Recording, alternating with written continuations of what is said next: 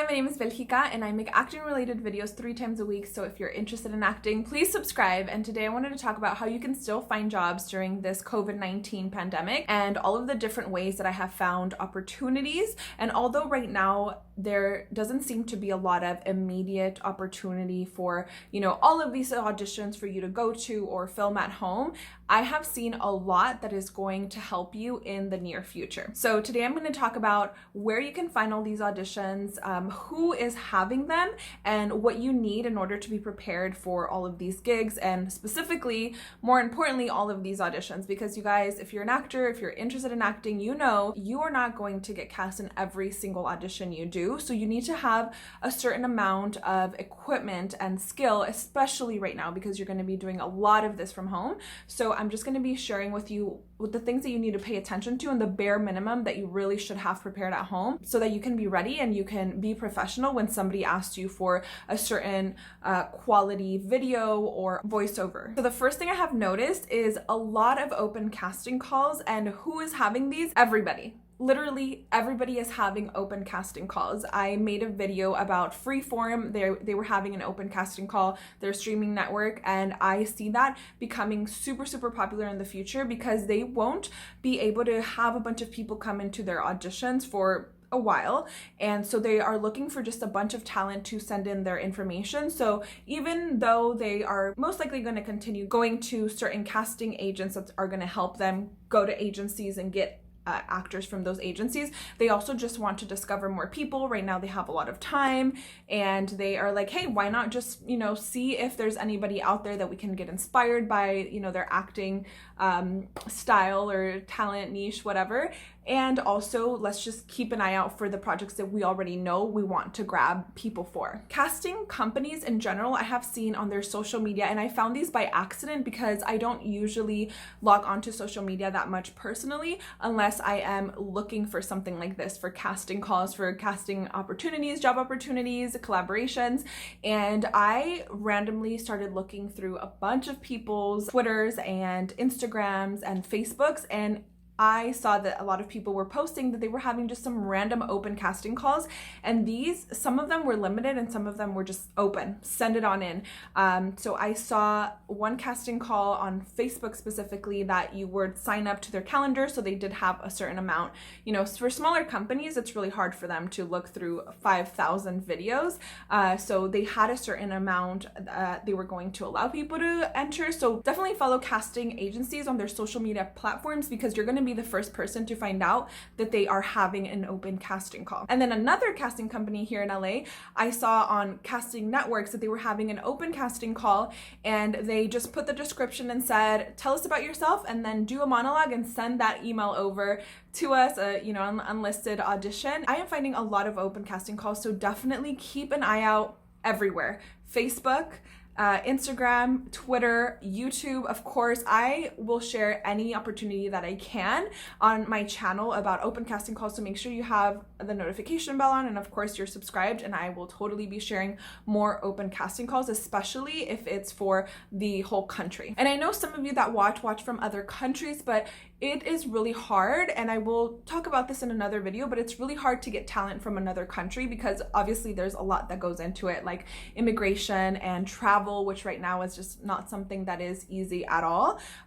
So yeah, that's a whole nother story, and if I ever have any kind of opportunity internationally, then of course I will share it. As far as those casting companies, I have definitely seen casting companies that are both commercial and theatrical casting companies. So if you're either of those actors, I definitely recommend keeping an eye out for that. And if you are a theater actor, you know that usually theaters will have some kind of open casting call that you sign up for. You sign up for a certain time, like 1:15 to 1:30, you bring a monologue or they ask you to prepare the scene.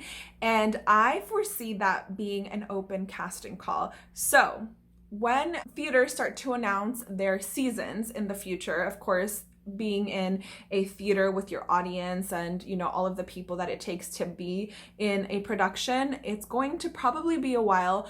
but you should be ready for their open casting call. Because it is very likely that instead of having you sign up and come in person to audition, theaters are going to have open casting calls. I know it, because it's just going to be so much easier, so much more safe, that I know that all of these companies are going to be doing open casting calls online. So definitely look into that. For example, when I lived in the San Francisco Bay Area, I used to audition for Cal Shakes, California Shakespeare Theater Company in Orinda, and it was same. You sign up for a certain time, you come in and do a monologue.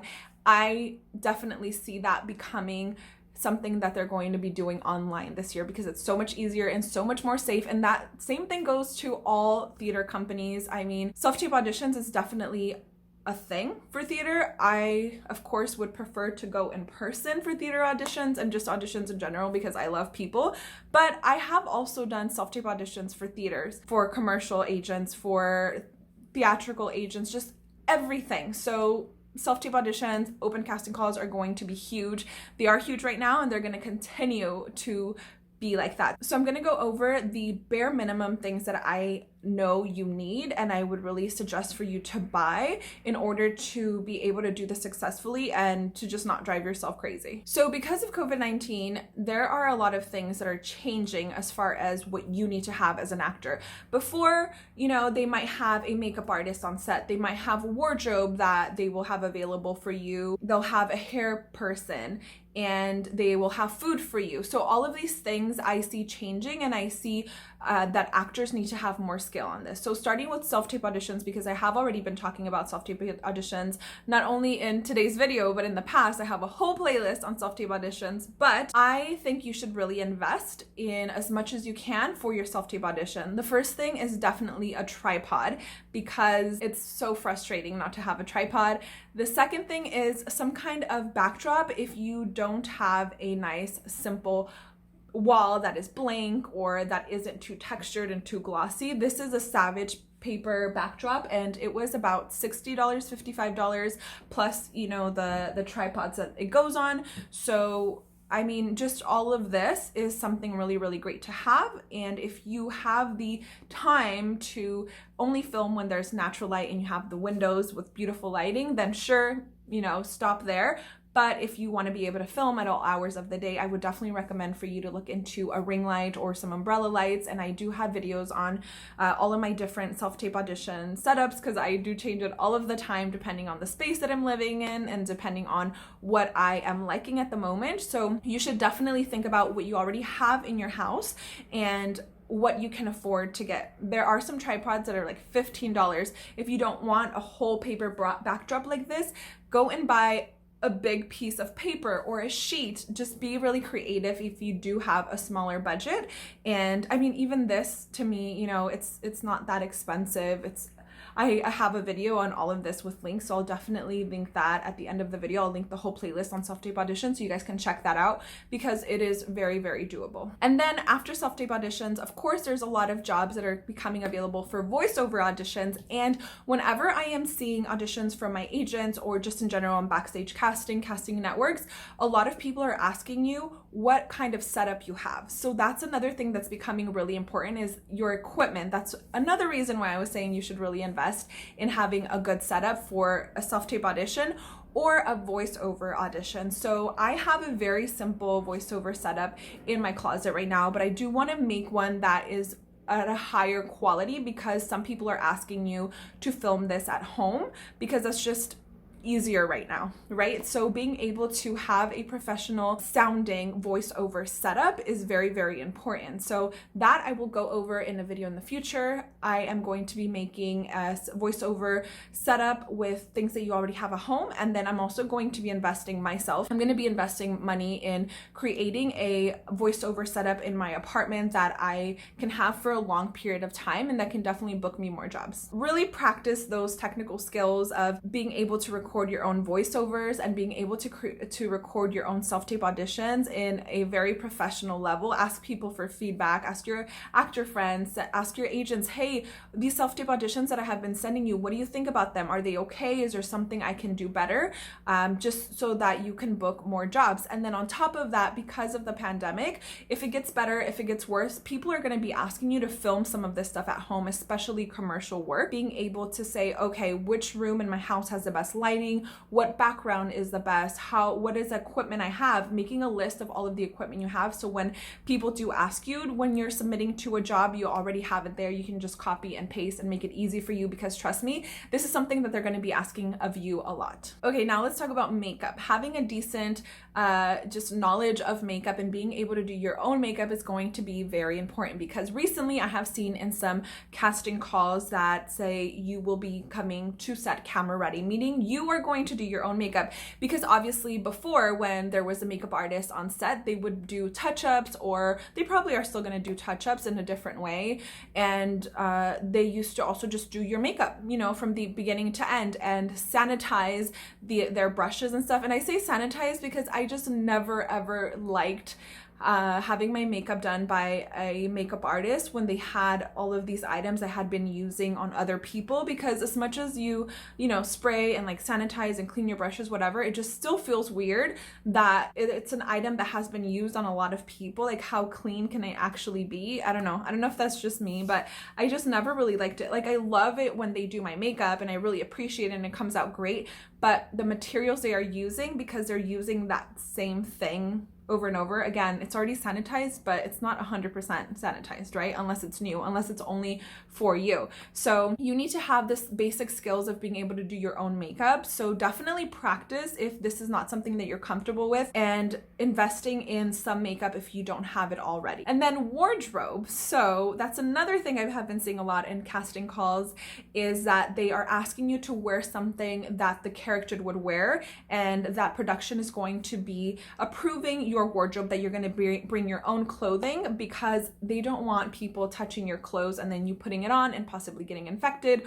Or if wardrobe brings, you know, one jacket and they are like, oh, it didn't really work on you, let me try it on you. Like, they're not going to want that to happen on set. So they're going to be very, very limited in the whole hair, makeup, wardrobe. You know, they don't want to use the same brush, because, you know, maybe you cough, you touch your hair, and then they brush it, and they brush somebody else's. So again, having good basic hairstyling knowledge and makeup knowledge, wardrobe. And within all of that, think about what your market is. So if you do a lot of acting, let's say in the Bay Area for commercials, and there's a lot of tech jobs, okay, think about what the wardrobe is usually like during that time, and try and get a nice little capsule wardrobe that you can wear again and again, mix it up and be able to use it on set, so that you don't have to keep buying clothing. And of course, they might provide some makeup and some clothing that they might purchase for you to have for that day, and then you can just keep it.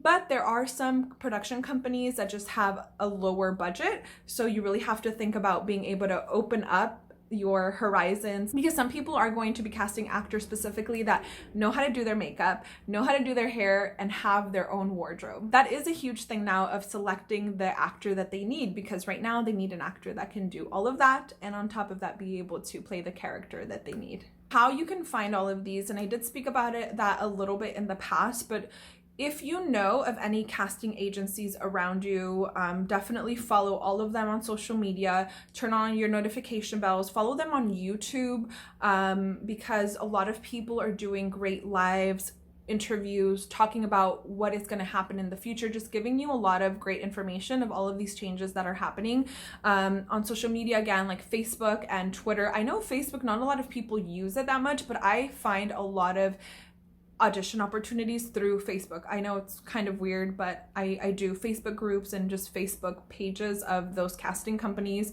I find a lot. Of course, getting, you know, the traditional casting websites like Backstage, Casting Networks, all of that, and just keeping up to date with it, checking it regularly, because as soon as they have an open casting call or the self-tape audition, it might be due tomorrow. When I get a self-tape audition request from my agent, it's usually for the next morning. Like I have to film it that night or the next morning because they want it very, very soon. It's pretty rare that they give me more than 3 days in order to film a self-tape audition. So if you don't log into Facebook or you don't check out, what they have been posting in a week, you might have missed an opportunity. So you really have to keep on top of it if you want to maximize the amount of job or audition opportunities that you're getting in order to potentially get some jobs. I hope this helped you guys a little bit in just navigating through all of the changes. Acting is not dead right now. If anything, it is just changing and you need to hone some skills. So I really, really hope this helped you. Please let me know if you have any other questions, and subscribe to my channel, turn on the notification bell so as soon as I do have an opportunity,